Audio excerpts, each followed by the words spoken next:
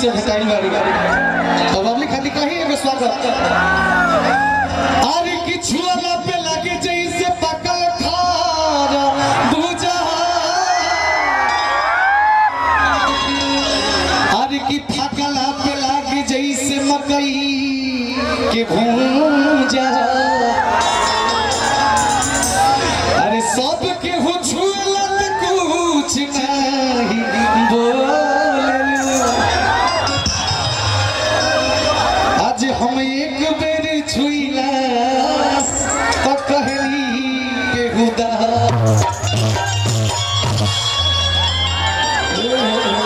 अरे कि नजरिए हया भौकाल बनावत अरे कि नजरिए हया कि नजरिए गया नजरिए हमवती नजरिए सजा कि नजरिए नजरी के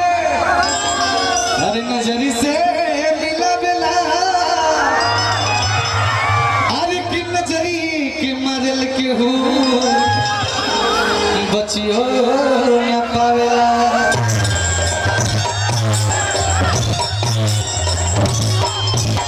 पूरा हमार कैमरा वाले भैया लोग मीडिया से जो भी भैया लोग आए सबके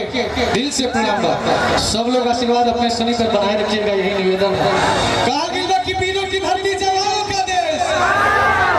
बागी बलिया उत्तर प्रदेश ये धरती वीरों की धरती है। ये धरती वीर मंगल पांडे जी की धरती है। ये धरती चित्तूर पांडे जी की धरती है। ये धरती पूर्व प्रधानमंत्री स्वर्गीय चंद्रशेखर सिंह जी की धरती है। ये धरती उमाशंकर सिंह जी की धरती है। हमार गाना बहुत वायरल भाई आप लोग प्यार देहली ये गीत के पहला लाइन अपना भाई खंडी गाने बन अर्षद भैया भोजपुरी के शानदार मंसूर घोषक रानी अर्षद भैया के प्रणाम बा। ये पहला लाइन जब हम गाय बागी बलिया वाला गाना तो हमार भाई हाला के बताई हालो कि तहां लोग भाई सनिया मंच पे खड़ा बटे हाला होई नु जब पहला लाइन गाय बागी बलिया के गाना तो हाला कर दिया हमार भाई भैया थोड़ा मॉनिटर में बढ़ाइए ना इसको वोकल को बढ़ाते रहिए। हेलो हेलो आई पहला लाइन गाना लो खाली समर्पित बा अपना रंगदार भाइयों खातिर का कहे के बा अरे की गली गली हम बाहुबली घुमले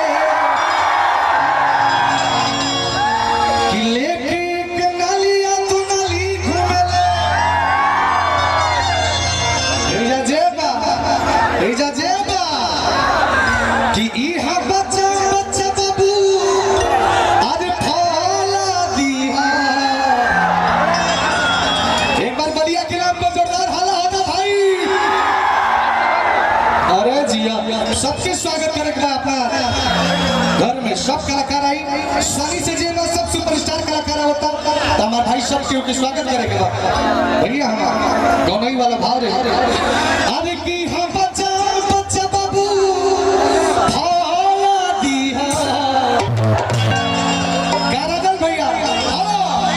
सब जिला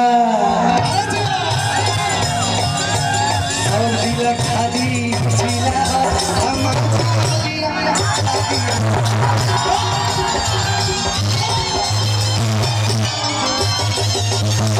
जिला खाली जिला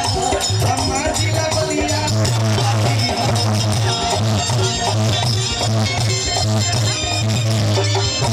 गली गली हम लेके कनालिया कनाली घुमले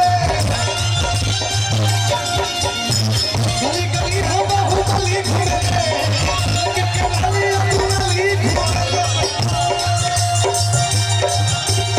कि